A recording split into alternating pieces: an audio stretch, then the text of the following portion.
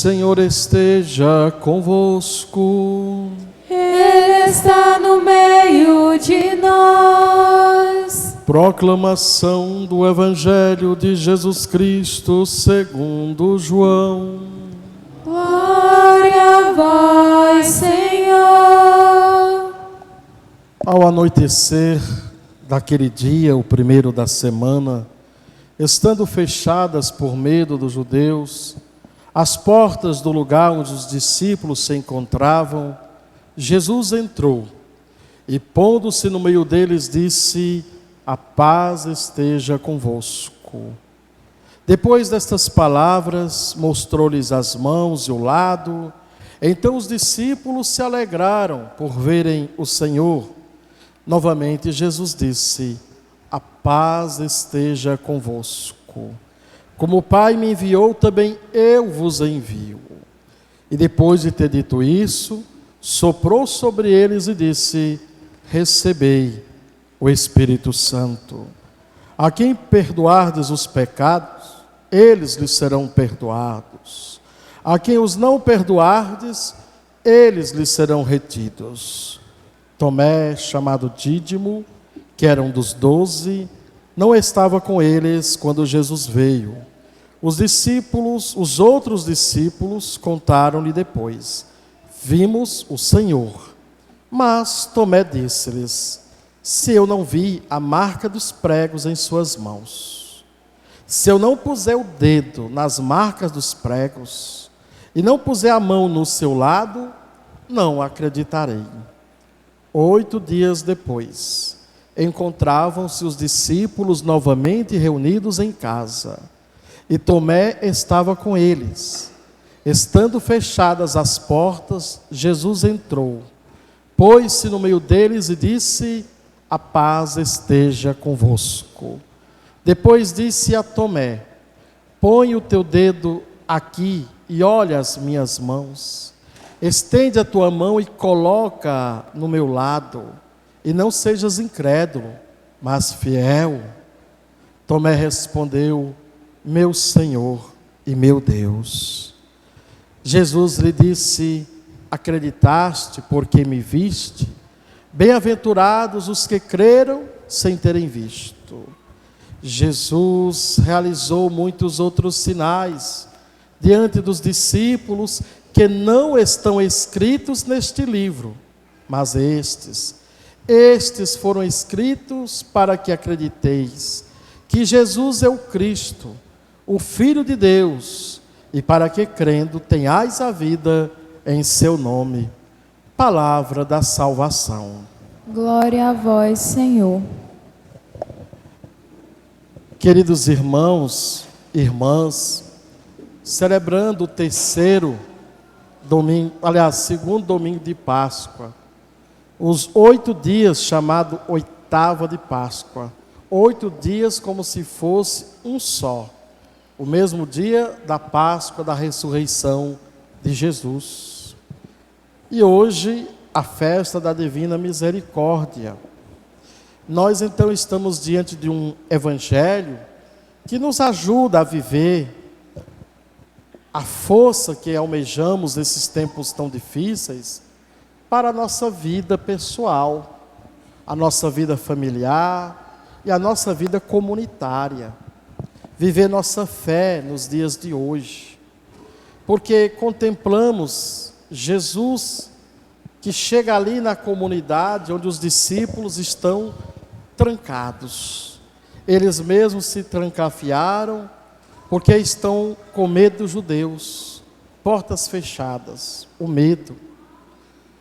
O medo, minha gente, é algo realmente impressionante. Medo causado por aquele clima de morte, medo causado porque viram o seu Senhor morrer de maneira tão dolorosa na cruz. Se fizeram isso ao nosso Mestre Senhor, o que não farão conosco, que não somos nada? O medo os fez prisioneiros naquela casa. É dia também, gente, da gente pensar nos nossos medos. Os medos que carregamos quando também nós, por conta da vida, as situações, os problemas, as dificuldades, tanta coisa que acontece, muitas vezes também nos trancamos. Vocês talvez conheçam pessoas que não saem de casa com medo, algumas com depressão, aí a depressão cria na mente da pessoa, às vezes, manias de perseguição, medo de morrer, medo de sair de casa, algo errado pode acontecer. Assim como também, diante dos sofrimentos da vida, das mortes, de doenças, podemos também nos trancafiar, se não em nossas casas, mas em nossas mentes. Nos trancafiamos dentro de nós mesmos. E às vezes nós achamos que não tem mais jeito. Às vezes trancamos nossos sonhos, né? Você que sonhava, sei lá, se formar em alguma coisa. Há pessoas que, diante de tudo que acontece na vida, não conseguem mais sair daquela prisão, daquele cárcere emocional. Acham que a vida se resume naquilo. A pessoa se encarcerou em seus sonhos. Desejava, sei lá, uma certa profissão e de repente abandona, achando que não, isso não é para mim. Os outros inculcaram em suas cabeças, até pessoas próximas, que aquilo era muito grande para ele sonhar, e ele de repente deixou que o mundo, as pessoas ditassem os seus sonhos. Às vezes nós nos trancafiamos. Há pessoas que, diante de um desafio, dos sofrimentos, das lutas, fazem o contrário. Elas vão para cima, elas avançam. E essa força não é só para uns, é para todos. Agora, cabe a cada um avaliar, né, a sua constituição psicológica, a sua constituição espiritual. Se você é aquele que, diante dos sofrimentos da vida, das lágrimas, se você é aquele que, diante de tudo que acontece de ruim, se você também não se prende, se aprisiona dentro de você mesmo, se aprisiona dentro de você, aprisiona seus sonhos e a vida se acaba. Como é bom quando a gente vê de repente uma senhora de mais de 60 anos que volta a estudar, ou que de repente não sabia ler e vai estudar para ler. Para quem já lê há muito tempo parece uma coisa tão simples, mas para aquela senhora não. Um mundo novo se descobre, ela começa a ler, ela viaja no mundo da leitura, não é? Ontem mesmo morria aquele famoso escritor, que tantas outras coisas da vida, o Ziraldo, né? Do famoso livro do Menino Maluquinho. E a gente, quando pensa, eu cito para lembrar o quanto a gente tem que correr atrás dos nossos sonhos. A gente não aprisionar nossos sonhos, nossas metas, nossas buscas, sonhar, ir atrás. Não deixar que a vida, as pessoas aprisionam seus sonhos. Só você tem a chave para tirar de volta o que você aprisionou. Então, pense bem hoje, quais são os seus medos? Você tem medo de quê na vida? Às vezes, quando a gente fica com tanto medo, faz aquilo, né, que dizia, não sei o que é coelho, agora eu esqueci. Falado está surdo dos ouvidos. Paulo Coelho, né? Ele dizia assim, às vezes, com medo de diminuir, a gente deixa de crescer. Com medo de chorar, a gente deixa de rir, né? Com medo de perder, a gente deixa de vencer. Ou seja, a gente tem tanto medo que não se arrisca. A vida nos tornou prisioneiros dos medos. Os discípulos estão com medo, mas Jesus vai lá, aparece. Assim como Ele hoje aparece na minha vida, na sua vida. Para o ressuscitado não há barreiras que o impeçam de chegar até você, até mim, até cada um de nós. Ele adentra aquelas portas fechadas de maneira milagrosa, que não se sabe como. Ele quer entrar na nossa vida. E a primeira coisa que Ele nos dá é o dom da paz. A paz esteja convosco. 3 vezes no Evangelho de hoje Ele diz, a paz esteja convosco. O evangelista parece que quer que isso fique bem presente dentro de nós. Porque, gente, como dizia o Papa João Paulo II, a paz não é somente a ausência de guerra. A gente pode viver, de repente, numa situação que nosso país não tem guerra, e de repente a gente vive uma batalha aqui, na mente da gente. Qualquer coisa é motivo para a gente ficar numa guerra, uns contra os outros, no ambiente de trabalho um contra o outro, dentro da própria casa, qualquer coisa, marido e mulher estão se degladiando, pais e filhos, irmãos e irmãs. Então, a paz que a gente precisa, que só o ressuscitado, misericordioso, pode nos dar. Essa paz que nós buscamos, porque se nós tivermos realmente dentro de nós, em nossas almas, a paz do Senhor, gente, o mundo pode desabar. Se o mundo estiver desabando, mas a gente estiver sentindo a paz do ressuscitado, do misericordioso, a gente fica tranquilo. Agora, quando nos falta esta paz, qualquer coisa é motivo para a gente se desestruturar, para a gente ir ao fundo do poço, para a gente achar que não tem jeito. Hoje o Evangelho está dizendo que você, meu irmão, que você, minha irmã, você também que está em casa nos acompanhando pelo canal, que você experimente da paz do Senhor. Então, primeira coisa, a paz que Ele te dá. Segundo, Ele diz em seguida, assim como o Pai me enviou, eu também envio vocês. O ressuscitado sabe que vai voltar para o Pai. A comunidade agora precisa se mexer. É a comunidade que vai continuar o legado de Jesus. E quem é a comunidade? Os apóstolos que viram Ele adentrar, mesmo com as portas fechadas? Não. Nós também somos esta comunidade. Você e eu. O ressuscitado quer que a gente também continue a missão dele. A missão que passa nos ambientes familiares, quando pai e mãe educam seus filhos na casa de Deus. Quando pai e mãe dão o exemplo para o filho vindo para a casa do Senhor, trazendo seus filhos para o altar do Senhor. Quantos lares, gente. Eu estava ouvindo um dia uma história, o filho, que hoje faz parte assim da igreja, é que insiste com o pai. O pai é meio assim, distante da igreja, e o filho fica insistindo, pai, me leva hoje para a missa. De uma maneira assim, não sei como, o filho às vezes consegue levar o pai, ele às vezes vai só deixar o filho, mas às vezes fica para a missa. E às vezes ficando, quem sabe, o filho vai mudar o coração do pai. Mas deveria ser o contrário, não era? Era o pai, era a mãe que deveria ser o exemplo de fé dentro do seu lar. Como afinal era antigamente.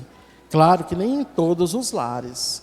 Mas a gente precisa, cada dia mais, tomar consciência que a missão começa dentro de nossos lares. E passa nos diversos ambientes aos quais nós estamos. Não precisamos ser, como algumas igrejas proselitistas demais, nos tornando enjoados com os colegas, insistindo como se quisesse levá-los à força para a casa de Deus. Mas às vezes uma palavra certa, na hora certa, do jeito certo, quem sabe você consegue trazer esta pessoa afastada para a casa de Deus. Quem de nós se lembra, quem foi a pessoa que te trouxe para a casa de Deus? Com que idade? Quem foi que te cativou a caminhar para a igreja? Quem foi que te trouxe para a casa do Senhor? Pensa nessa pessoa com carinho. Ou nessa situação, porque às vezes foi uma circunstância, foi algo que aconteceu. Depois da paz que Ele concede, o convite para a missão, aí vem a transmissão do Espírito Santo. Ele sopra o seu Espírito na comunidade. E em seguida, já dá à comunidade o sacramento do perdão, de perdoar. Não é à toa que nas revelações, nos colóquios espirituais que Santa Faustina tinha na hora da misericórdia, com Jesus misericordioso, quando falta esta festa na igreja e se pergunta qual o dia de se celebrar, aí vem justamente o segundo domingo. O dia que o Senhor transmite o dom do perdão. A quem perdoardes os pecados, eles lhes serão perdoados. A misericórdia de Deus sempre é maior que os nossos pecados. E assim como Cristo, ferido na cruz, do seu lado derramava o sangue e a água, também ele mostra a Santa Faustina, aquela imagem dele, e aqueles dois raios, meio que translúcidos, o meio azul, meio claro, e o vermelho, mostrando justamente esses dois preciosos sacramentos da igreja, o batismo, a Eucaristia.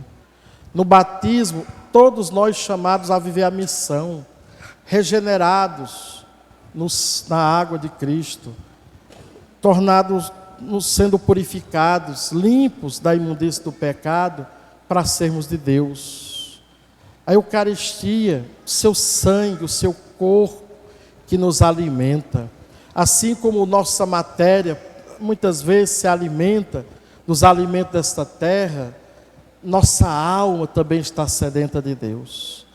Nosso coração está sedento da eternidade. E muitas vezes a gente não pensa nisso. Vamos alimentar mais vezes no altar do Senhor nossa alma da presença de Cristo, da Eucaristia. E, enfim, meus irmãos e minhas irmãs, é bom a gente lembrar que a comunidade é importante para a gente ver o ressuscitado. Não é à toa que faltava Tomé. E na ausência de Tomé ali, os outros correm com alegria para dizer a Tomé: vimos o Senhor. Mas o que acontece com Tomé? Os discípulos poderiam sim estar com medo, apavorados, mas eles não se esqueceram de ficar juntos em comunidade. Tomé, diante daquele desânimo, diante dos acontecimentos da morte do seu Senhor, diante da falta de esperança, Tomé se distancia da comunidade. Ele não está junto com os irmãos. O que acontece quando a gente se distancia da comunidade, da igreja? Cada dia a gente vai mais para longe. Às vezes, em festas religiosas, o pessoal bota aqueles brinquedos de pula-pula, de não sei o quê, e tem mãe sem assunto, pai desorientado, que em vez de botar o menino na igreja, deixa o menino na novena, deixa o menino pulando, em pula-pula, não é? Vai, menino, para lá. Menino que cresce, pulando em pula-pula, distante da missa da igreja, cada dia vai pular mais longe da casa do Senhor. Nas nossas dores, nos nossos sofrimentos, diante da morte, de doenças, de problemas, há pessoas que se distanciam para refugiarem-se nas suas dores, nos seus problemas, às vezes nas festas, nas bebidas. Aumenta-se cada vez mais a indústria do prazer, da diversão. Será que é porque realmente nós estamos sabendo nos divertir? Ou é simplesmente porque estamos mais doentes do que estávamos em anos passados? Talvez seja isso, estamos mais doentes do que nunca.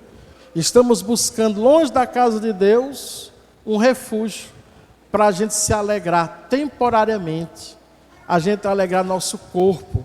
Mas aquilo que só alegra o corpo e que não chega na alma, se acaba naquele mesmo momento, naquela mesma noite. Por isso, meus irmãos, distante da casa de Deus, o que pode acontecer conosco é o que aconteceu com Tomé. Não vamos criar, gente, filhos, netos, afilhados, distante da casa de Deus, não. Vamos criar nossas crianças no altar de Deus, nossos jovens, nossas famílias. Tomé, longe da casa de Deus, mesmo quando a comunidade chega, ele duvida até da palavra dos seus companheiros. Deixa de acreditar na palavra da comunidade. Eles disseram: vimos o Senhor, Tomé. Se eu não vir as marcas dos pregos, Se eu não colocar o meu dedo nas marcas dos pregos em suas mãos, e não colocar minha mão no seu lado, não vou acreditar. É isso. Quanto mais você se distanciar do altar de Deus, só vai aumentar as suas dúvidas. Mais para longe você vai. Não se distancie. Pelo contrário, quando estiver no fundo do poço sofrendo, aí é que você tem que vir para cá. Quando estiver no fundo da sarjeta, venha para o altar. Venha buscar aqui a fonte da tua força. Venha se inspirar. Aqui você vê o ressuscitado. E quem sabe aconteça contigo o que aconteceu com Tomé. Meu Senhor e meu Deus. Essa linda expressão de fé. Infelizmente para ele foi preciso ver para crer. Bem-aventurado, disse Cristo, aquele que crê sem ter visto. Mas nós podemos ver sim, com os olhos da fé, com o coração, com a nossa alma. Então não esquecer, o Senhor que se colocou no meio da comunidade, Ele continua aqui, no meio de nós. Um dia Ele disse lá em Mateus 18, 20, onde 2 ou 3 estiverem reunidos em meu nome, eu estarei aí no meio deles. Ele está aqui no nosso meio, como esteve no meio daquela comunidade que estava fechada. E quando a gente entende isso, uma mudança acontece dentro de nós, como aconteceu com os discípulos. Veja o exemplo daquela primeira comunidade, depois que Jesus sobe aos céus, diz aí os Atos dos Apóstolos, que eles eram tão unidos, uma só alma, um só coração. É bonito isso quando a gente fala de um casal, né? Marido e mulher, uma só alma, um só coração. Mas era a comunidade toda, era uma só alma, um só coração. A ponto que não havia necessitados entre eles. A fé era tão grande que mesmo quem tinha sua casa, sua propriedade, era capaz de vender o seu bem material. Chegava aos pés dos apóstolos, colocava aquele dinheiro, eles partilhavam, de maneira que não havia necessitados entre eles. E isso os outros viam e admiravam esta partilha dos primeiros cristãos. A fé no ressuscitado mexia até nos seus bolsos. E esse gesto, gente, muita gente no passado, por onde eu já passei, no passado as pessoas eram também generosas. Haviam pessoas que doavam terrenos para a igreja. Havia pessoas que doavam casas. Hoje em dia é o contrário. Hoje o povo faz é invadir terreno de igreja. Hoje o povo faz é tomar o que é de igreja. Hoje é o contrário. Lá em Paulistana mesmo, tinha uma senhora que doou uma casa na avenida principal para a igreja. Mas ela cometeu assim um erro. Não passou no papel por escrito. Ela morava sozinha, não tinha herdeiros.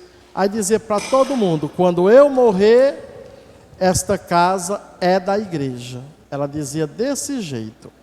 Aí, resultado, quando morreu, veio um primo de outra igreja que nem se importava com ela, nunca cuidou dela. No leito de morte, quem cuidou foi os irmãos da igreja católica. E essa casa ficou mais de um ano assim nas mãos da igreja. Ela se tornou lá em Paulistana a casa da Pastoral da Boa Ação, que recolhia os alimentos, as doações e ajudava as pessoas pobres. Mas aí a igreja perdeu, porque a pessoa que não tinha nada a ver foi lá e tomou a casa da igreja. Mas nós, irmãos, podemos fazer parte. Essa semana que vem, por exemplo, lá na área pastoral São Pedro, na cidade de Santana, na comunidade de Santana, nós vamos viver lá a partilha do dízimo. Nós aqui vivemos daqui a 15 dias, no terceiro domingo. O dízimo é uma maneira da gente continuar vivendo essa partilha dos primeiros irmãos.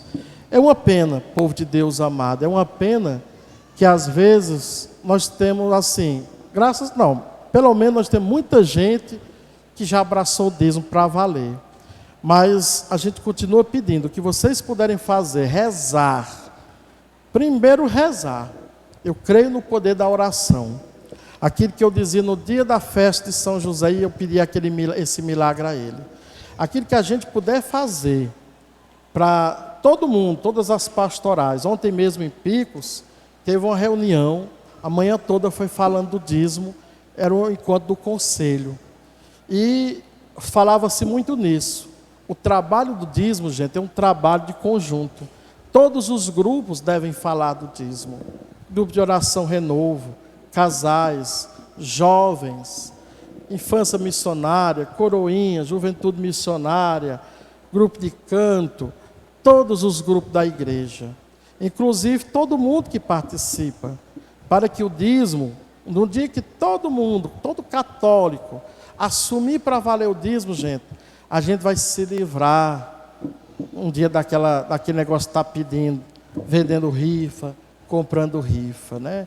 Toda hora o padre pedindo, alguém chegando em você, compra a rifa da igreja. De repente, toda hora você tem que, sabe, ajudar. A gente faz isso porque ainda é o jeito. Às vezes tem comunidade que até questiona quando faz rifa, sem necessidade. Nós fizemos uma rifa. Mas vocês estão fazendo alguma coisa na igreja esse ano? Vão fazer um banheiro? Vão fazer não sei o quê? Não. Então, para que essa rifa? Não.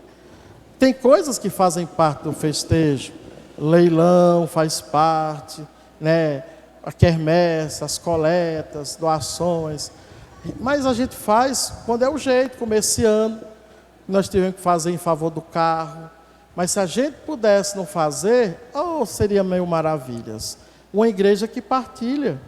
Mas o problema é como dizia um companheiro meu. Ele disse, padre, eu tenho na minha paróquia gente que é capaz de tirar R$200, comprar um bloco fechado de rifa, mas todo mês não é capaz de tirar nem sequer R$20 para dar de dízimo. O mesmo que é capaz de um festejo daquele montante, por que não pode fazer todo mês a sua parte no seu dízimo, não é? Se cada um de nós, quem sabe, vamos pedir esse milagre, que o ressuscitado possa entrar aqui, na mente de nós católicos, aqui no coração de nós católicos. E a palavra do padre, que não consegue entrar aí no coração, na mente, porque de alguma maneira você se trancou para que o padre fala, ou porque quando fala disso já pensa logo em dinheiro. E dízimo não é questão de dinheiro, dízimo é questão de fé. Para ser dizimista, não é preciso ter dinheiro, é preciso ter fé. Assim que você entende. Uma pessoa que só tem um salário mínimo e às vezes tem tanta coisa para sobreviver e às vezes é capaz de viver a partir dos 10%, como a Bíblia diz. E você encontra alguém que ganha todo mês mais de seus R$10.000, mas às vezes não é capaz de devolver nem sequer 1% do que ele recebe. Então é questão de fé se você acredita. Por isso, será que também em relação à partilha, nós não andamos um pouco trancados dentro de nós? Claro que isso é uma questão de consciência sua, é você e Deus. É você que tem que responder para Deus. Se em algum momento você está trancado para o dízimo, se em algum momento você tem dúvidas, como o Tomé tinha, por exemplo, em relação ao dízimo, peça ao ressuscitado, Senhor, entra aqui nesse coração fechado. Diz para mim, Senhor, ilumina meus olhos, a minha alma, a minha mente, para que eu me abra também para a partilha. O ressuscitado mexeu com a partilha dos primeiros irmãos da comunidade. Que nós possamos viver a partilha que tinha a igreja primitiva, a igreja dos primeiros dias, depois que Jesus subiu aos céus. Mas principalmente, irmão, hoje, reveja seus medos quando você for dormir. Onde você se trancou? O que te trancou? Eu conheço pessoas que perderam alguém para a morte e se trancaram tanto no luto, depois de tantos anos, 2, 3 anos, ainda vive refém do luto, daquela morte. No fundo, a pessoa lá no céu, ela quer que você saia desse luto. Ela quer que você volte a viver a vida, seja feliz. Claro que a gente sabe que na proporção certa. Uma vez, num certo lugar, A viúva, com 3 meses, já estava de olho, né? E veio perguntar o que é que eu achava. Aí eu disse, brincando, aí depois eu dei o conselho sério. Eu disse, minha filha, espera o defunto pelo menos, né, esfriar o corpo, né? Tá demais. Ah, padre, mas porque eu continuo? Sim, mas espera um pouquinho, não é? Claro, mas também não pode ser a outra face. Passar, às vezes, a vida toda no eterno luto. Como se, de repente, a vida fosse seu sofrimento. Não. Saia de onde você se trancou. Tira os seus sonhos aonde você trancafiou. E volte a viver. A paz esteja com você, para você vencer os seus medos e ser feliz. Louvado seja nosso Senhor Jesus Cristo. Para sempre seja louvado. Creio em Deus Pai.